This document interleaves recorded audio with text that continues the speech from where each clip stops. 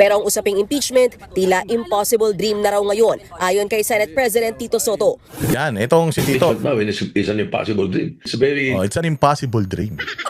So, ibig sabihin yun ang kanyang panaginip, yung impeachment ni Inday Sara. Bakit ka nananaginip sa impeachment ni Inday Sara? Is a point. Ayaw na nila may impeachment sa Pilipinas.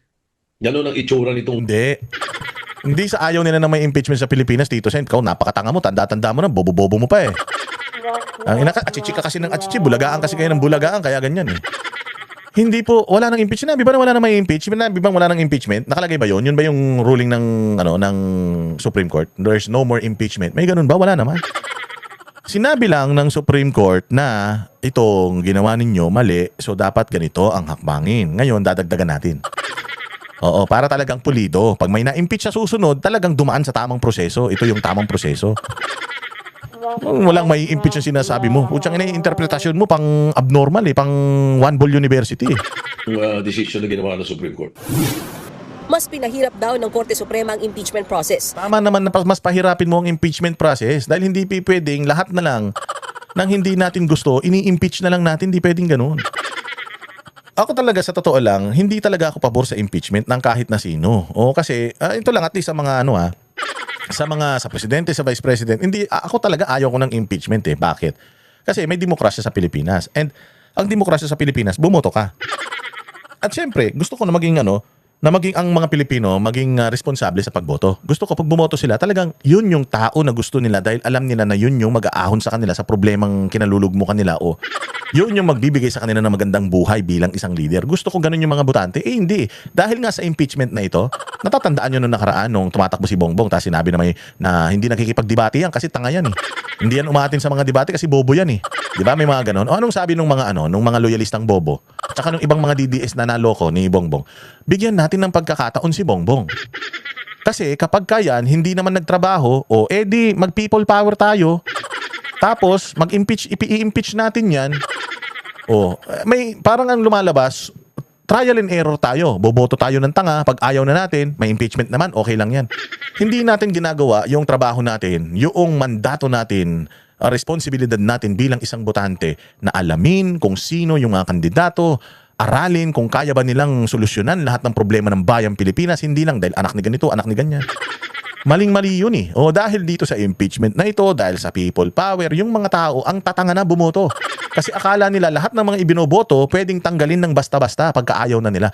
Parang kasal lang yan. Parang pag-aasawa lang yan. Sabi nga nila, hindi yan parang mainit na kanin na pag sinubo mo pwede mong iluwa. Ang pagboto, yan ang kung sino yung iboboto mo doon, puta reflection yan ng magiging buhay mo sa loob ng susunod na 6 na taon. Kaya dapat maging responsable tayo sa pagboto.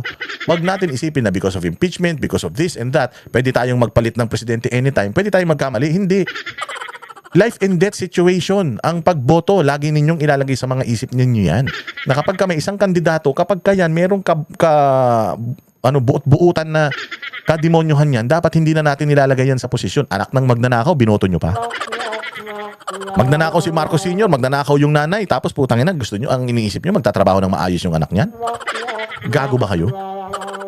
Walang hiya kayo. So, yan yung sinasabi. Ako, I'm not in favor of mga impeachment. Mas gusto ko matapos talaga yung termino eh. O kaya lang, itong presidente natin na to, ako lang ang papipiliin. Ayaw ko na matapos talaga yung niyan, yung termino niya. Putang ina, puros kahayupan nangyari sa Pilipinas eh. Oo, sa totoo lang, ngayon lang ako naging in favor of impeachment. Bakit? Kasi nga, putang ina, tarantado yung presidente eh. Sabi nila, adik. Sabi nila, putang ina, may lumabas na naman na video kanina, si Dean Chase, putang ina, kakadiri. Ewan ko lang kung totoo yun o hindi, pero putang ina, kung sana hindi totoo, kasi kung totoo yun, putang nakakahiya talaga mga Pilipinas may ganyang presidente, maniwala kayo. Sa desisyon kasi ng Korte Suprema, dapat sa draft pa lang ng Articles of Impeachment, meron na agad sapat na ebidensya. At dapat ang mga ebidensyang yan ay naipamahagi sa lahat ng miyembro ng Kongreso bago pagbotohan ang impeachment. Yun naman talaga dapat, diba? Yung ebidensya, yung reklamo, dapat umikot sa lahat. Kaya kaalyado, kaya hindi, dapat umikot yan sa lahat. Kasi nga, membro ka ng House of Representatives eh. So anong mahirap doon? Mahirap lang yan kung mga tarantado kayo. Mahirap lang yan kung wala naman talaga kayong ebidensya. Gusto nyo lang talagang mamulitika, i-impeach itong tao kahit na Wala naman talaga kayong pinangahawakan. complaint. Ayon kay Soto, walang ganyang requirement sa konstitusyon para na rin daw inamyendahan ng SC ang saligang batas. Bagay na tanging ang Kongreso lang ang may kapangyarihang gawin. Mungkahi ng Senate President. What we can do is meet with them.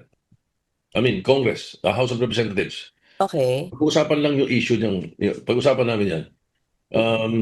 Kasi Ito yung magic word. Ito na. ang nakikita ko na outright solution dito, which could not be called outright, palitan na natin ang konstitusyon. Yun, ang putang ina. Yun, lumabas na sa bibig niya. Palitan ng konstitusyon. Bakit? Gusto niyang palitan ng konstitusyon para magkaroon ng prime minister. Kasi kapag nagpalit ka ng konstitusyon, yung presidente at vice president, wala na yan.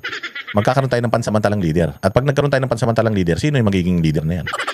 Siya bilang Senate President. Ayan. Ito pa isa ha. Kaya gusto niya ng impeachment, gusto niya mapadali impeachment para mapadali ang impeachment kay Bongbong Marcos at saka kay Sara Duterte. Para para siya ang maging caretaker. Yan ang pangarap niya. Sabi ko sa inyo, putang ina itong mga to eh. Tarantado talaga itong mga to. Anong klaseng magiging leader ito? Kung halimbawa, sige, lagay natin. Magiging leader ito si Tito Soto. Tapos, wala siyang respeto sa Supreme Court. Putang ina, ano mangyari sa Pilipinas? Martial law yan. Magulo yan. Pagka ikaw, hindi ka rumispeto sa mga korte, putang ina, yun ang natin eh. Yun ang last resort natin eh. Sa buhay ng Pilipino, ng isang Pilipino, ang huling baraha mo, korte. Ang huling baraha mo, korte. Para makakuha ka ng hustisya, huling baraha mo, korte. Yung legal.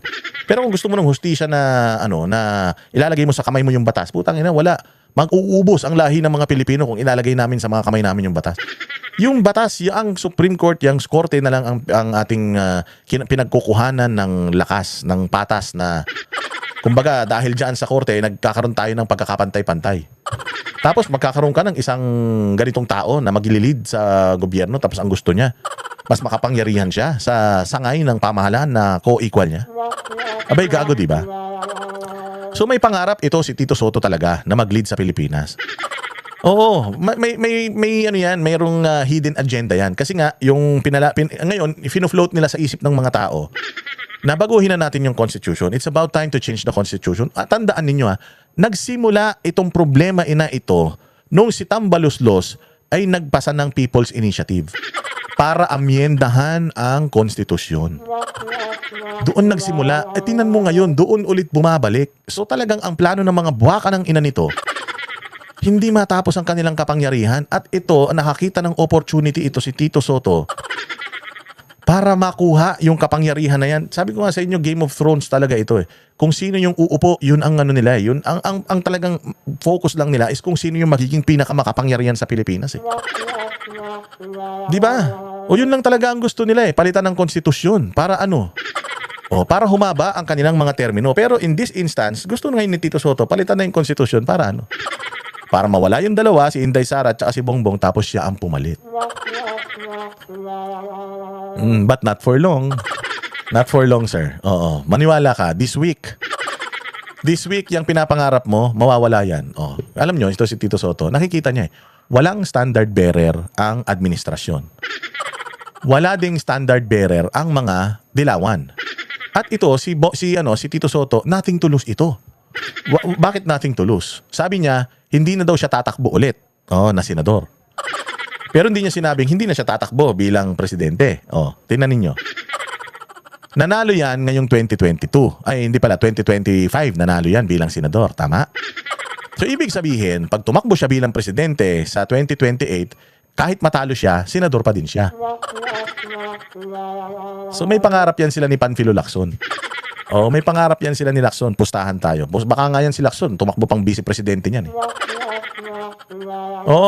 Ito yung way niya to convince itong dilawan at itong administrasyon na siya yung gawing standard bearer. Nag-aagawa ng mga putang ina niyan sa kapangyarihan eh. Sabi ko nga sa inyo, kung si Inday iniiwasan yung kapangyarihan, sila utog na utog sa kapangyarihan. Sila, taing-tae sa kapangyarihan. Imagine ninyo, kung halimbawa ito, si Tito Soto, nanalong vice president ito, tapos presidente si Bongbong, sa tingin nyo, hindi nila ipapa-impeach si Bongbong? Hater ng mga Marcos ito eh. Anak ng pucha, style nyo bulok. Ikaw, Tito Soto, huling-huli na. Huling-huli ka na sa akto. Kitang-kita na yung iyong pangarap na mag-lead sa Pilipinas, pero hindi ka magtatagumpay, Tito. Maniwala ka, wala kang karapatan. Wala kang karapatan, wala kang kakayanan. At lalong wala kang kahihiyan.